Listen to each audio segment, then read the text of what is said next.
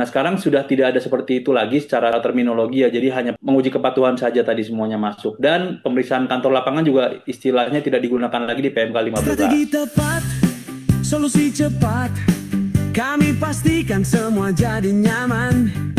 Hati senang, pikiran tenang, dengan Falcon pasti lebih Ya, kalau mantap. dulu tuh ada pemeriksaan rutin dan pemeriksaan khusus. Kalau pemeriksaan khusus itu kan biasanya kalau ada indikasi tindak pidana yang sudah pasti pemeriksaan lapangan dan itu biasanya temuannya apakah selesai atau dinaikkan ke penyidikan. Nah, sekarang sudah tidak ada seperti itu lagi secara terminologi ya, jadi hanya pemeriksaan menguji kepatuhan saja tadi semuanya masuk. Dan pemeriksaan kantor lapangan juga istilahnya tidak digunakan lagi di PMK 15. Kalau di PMK 15, pemeriksaan ini kita membicarakan tentang pemeriksaan untuk menguji kepatuhan pemenuhan perpajakan. Jadi ada tiga jenis pemeriksaan Bapak Ibu. Yang pertama pemeriksaan lengkap. Ini pemeriksaan yang sangat umum kita dapatkan kalau misalnya biasa rugi diperiksa atau menguji kepatuhan pemeriksaan oteksis. Ini semua masuk ke pemeriksaan lengkap. Artinya yang diuji adalah seluruh perpajakan dalam tahun pajak secara mendalam. Jadi tidak dipilih-pilih. Yang kedua, ada yang namanya pemeriksaan terfokus. Pemeriksaan terfokus ini berarti yang diuji hanya satu atau beberapa pos dalam surat pemberitahuan atau surat pemberitahuan objek pajak. Kalau misalnya PBB. Pemeriksaan spesifik juga sama, yang diuji satu atau beberapa pos saja. Bedanya, kalau pemeriksaan terfokus itu pengujiannya dilakukan secara mendalam, kalau pemeriksaan spesifik, pengujiannya dilakukan secara sederhana. Dan dalam pemeriksaan spesifik ini ada lagi yang namanya pemeriksaan data konkret. Nanti kami jelaskan di belakang data konkret itu apa sih gitu. Dan ada hal baru juga sebenarnya namanya sekarang Terms of Reference atau kita bilangnya TOR atau TOR. Jadi TOR ini nanti akan disampaikan oleh pemeriksa, itu mungkin semacam tata cara pemeriksaannya lah ya. Dan hasilnya tuh nanti kira-kira akan kemana efeknya kalau diperiksa. Itu ada yang namanya TOR. Nah, TOR ini nanti untuk pemeriksaan terfokus dan spesifik nanti akan disampaikan apa item-item apa saja yang mau diperiksa khusus untuk terfokus dan spesifik. Jadi Bapak Ibu bisa langsung tahu nih fokusnya diperiksa apa sih? Apakah ada satu biayanya saja, atau misalnya ada satu objek dua tiganya saja, itu akan dilampirkan, disampaikan di tornya semua. Kalau pemeriksaan lapangan jelas nggak ada, karena kan memang yang diperiksa all taxes ya, seluruh perpajakannya. Ya. Ini kita membahas sedikit tentang tambahan hak wajib pajak. Jadi mungkin kalau dulu kan di PMK terdahulu ada hak dan kewajiban itu banyak sekali ya yang kadang dibaca kadang enggak. Nah, ini ada tambahan hak wajib pajak, kita highlight yang menurut kita cukup penting untuk Bapak Ibu tahu. Yang pertama namanya pembahasan temuan sementara. Ini mungkin Bapak Ibu dulu mengenalnya sebagai pra SPHP. Kalau dulu Bapak Ibu suka dapat pra SPHP, kalau misalnya pemeriksanya kita kooperatif, hubungannya baik, biasanya sebelum diberikan SPHP itu mereka kasih kita kisi-kisi lah, kira-kira ini yang akan dikoreksi ya Bu, disiapkan tanggapannya, karena pembuatan tanggapan SPHP kan sangat mepet. Nah, sekarang PMK 15 ini memasukkan hal semacam itu sebagai pembahasan temuan sementara. Jadi telah diatur nih, secara legalnya ada ketentuannya, yang artinya pemeriksa wajib melakukan pembahasan temuan sementara kepada kita, wajib pajak yang diperiksa, sebelum SPHP dikeluarkan. Jadi ini dapat Bapak Ibu gunakan momen ini untuk ya bisa dibilang apa ya curi-curi start lah gitu. Jadi udah tahu kira-kira SPHP isinya apa aja nih. Kita harus fokus kemana nih yang kira-kira susah, mana isu besarnya. Itu sudah ada. Nanti kita jelaskan kapan pembahasannya harus dilakukan. Yang kedua pemeriksaan terfokus. Tadi sebenarnya telah kami jelaskan juga bahwa pemeriksaan terfokus ini hak wajib pajak adalah kita menerima TOR tadi, TOR dari pemeriksa yang menyampaikan item-item apa saja yang diperiksa. Dan kalau misalnya setelah pemeriksaan ada perubahan, itu juga harus disampaikan.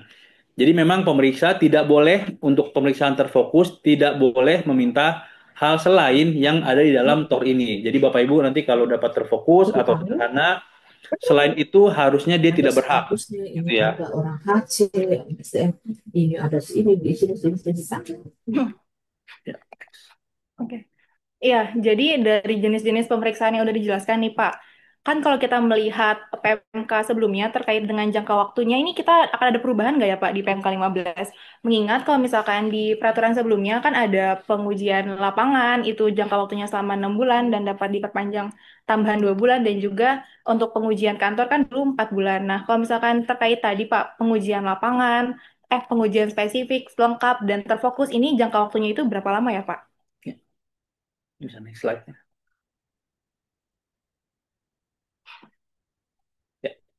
Jadi kalau dulu Bapak Ibu pemeriksaan sebenarnya tujuan awal kenapa PMK 15 ini sendiri kan sebenarnya mungkin dari tahun-tahun lalu sudah digaungkan bahwa Indonesia itu ingin menjadi negara OECD ya Bapak Ibu ya.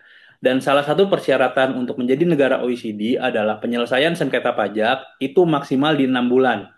Itulah sebabnya PMK 15 ini disusun, Cortex salah satunya disusun agar harapannya data flow-nya lebih gampang, pengujiannya lebih gampang, DJP sudah punya semua datanya di Cortex, sehingga pemeriksaan yang dulu bisa sampai 2 tahun, sekarang dapat diselesaikan dengan lebih cepat. Nah, kalau kita ngomongin jangka waktu, ini tadi ada pemeriksaan lengkap, terfokus, dan spesifik. Ini jangka waktunya untuk lengkap ini 5 bulan, terfokus 3 bulan, dan spesifik 1 bulan. Jadi Bapak Ibu bisa lihat cepat sekali, dalam 5 bulan harus pengujiannya telah selesai. Pengujian ini artinya telah sampai penerbitan SPHP. Gitu ya. Jadi kalau misalnya contoh pemeriksaan lengkap, ada pembahasan temuan sementara. Pembahasan temuan sementara itu harus dilakukan paling lambat 1 bulan sebelum jangka waktu pengujian berakhir. Artinya kalau pemeriksaan lengkap itu 5 bulan, dalam 4 bulan itu sudah harus ada pembahasan temuan sementara paling lambat. Karena di bulan kelima harus sudah terbit SPHP. Jadi singkat sekali, bayangkan kalau pemeriksaan terfokus hanya 2 bulan saja pengujiannya, lalu harus sudah ada temuan. Oleh sebab itu harus diperhatikan timeline yang sekarang Bapak Ibu karena ini akan jadi sangat penting apalagi kalau pemeriksaan pengujian itu kan biasanya kita udah KB atau misalnya udah rugi itu koreksinya biasanya pastikan cash flow yang harus dibayar Bapak Ibu ya. Lalu ada perpanjangan juga selama 4 bulan khusus untuk pemeriksaan lengkap dan terfokus. Tapi perpanjangan ini hanya bisa diberikan apabila ada pemeriksaan dilakukan untuk beberapa PT dalam satu grup. Artinya, kalau misalnya ada beberapa PT dalam satu grup diperiksa bersamaan, kan mungkin koreksi di PT A berpengaruh ke PT B, atau kalau ada hubungan istimewa PT A-nya dikoreksi, PT B-nya dikoreksi. Nah, itu bisa diperpanjang selama 4 bulan, paling lama 4 bulan. Selain WP1 Group, juga apabila terindikasi melakukan transaksi transfer pricing dan atau transaksi lain yang terdapat indikasi rekayasa transaksi keuangan. Jadi spesifik. Kalau dulu kan juga sebenarnya bisa diperpanjang kalau TP. Jadi sekarang alasannya juga sama, hanya kalau terkait dengan transaksi hubungan istimewa atau satu grup ya. Lalu ada pemeriksaan tujuan lain yang tadi kami jelaskan, itu jangka waktunya paling lama 4 bulan dan tidak dapat diperpanjang. Jadi kalau tujuan lain seperti tadi pencabutan NPWP dan kawan-kawan itu hanya 4 bulan saja dan tidak dapat diperpanjang. Jadi Bapak Ibu lihat jangka waktunya sekarang menjadi sangat cepat ya.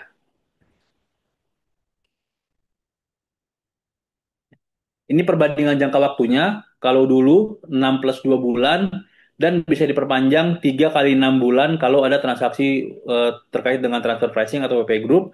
Sekarang hanya 5 bulan pengujian dan 30 hari penyelesaian pemeriksaan. Nanti 30 hari kerja kita akan bahas di belakang. Penyelesaian pemeriksaan ini maksudnya sampai terbit LHP, laporan hasil pemeriksaan. Dan ini ada pemeriksaan spesifik data konkret. Jadi kalau spesifik itu biasanya 1 bulan, hanya 1 bulan, data konkret ini hanya 10 hari kerja saja.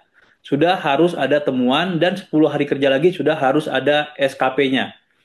Jadi data konkret ini adalah contohnya kalau memang DJP telah memiliki data-data yang konkret kalau apabila bahwa terjadi memang pelanggaran pajak. Jadi contohnya ada faktur pajak atau bukti potong yang misalnya kita sudah potong, kita sudah pungut tapi belum dilapor. Ada datanya jelas, misalnya dari konfirmasi negatif, itu dapat langsung dilakukan pemeriksaan spesifik data konkret. 10 hari kerja sudah ada SPHP, 10 hari kerja langsung ada SKP. Jadi cepat, karena datanya sudah jelas, jadi nggak perlu konfirmasi lagi seharusnya. Oke, berarti dapat disimpulkan jangka waktu pemeriksaan saat ini jauh lebih cepat ya, Pak. Betul. Nah, kalau misalkan terkait dengan peminjaman dokumennya nih, Pak, itu kita wajib pajak harus menyampaikan dalam jangka waktu berapa lama ya, Pak?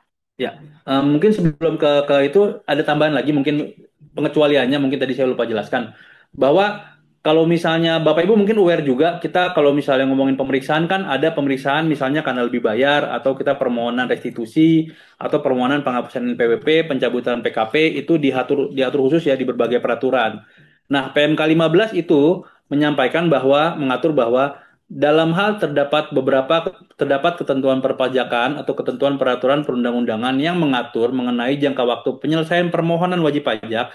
Jadi kalau sudah diatur spesifik, itu maka jangka waktu pemeriksaannya harus tetap mempertimbangkan ketentuan tersebut. Artinya kalau Bapak Ibu mengajukan refund, mengajukan restitusi lebih bayar, itu tetap mengacu kepada ketentuan undang-undang. Kalau misalnya jangka waktu normalnya 1 tahun, jangka waktu kalau misalnya Bapak Ibu WP patuh mengajukan pengembalian pendahuluan itu tetap 1 bulan. Kalau misalnya penghapusan NPWP untuk WPOP tetap di 6 bulan, atau WP badan tetap di 12 bulan, itu tetap berlaku. Falcon bimbing usaha jadi gemilang.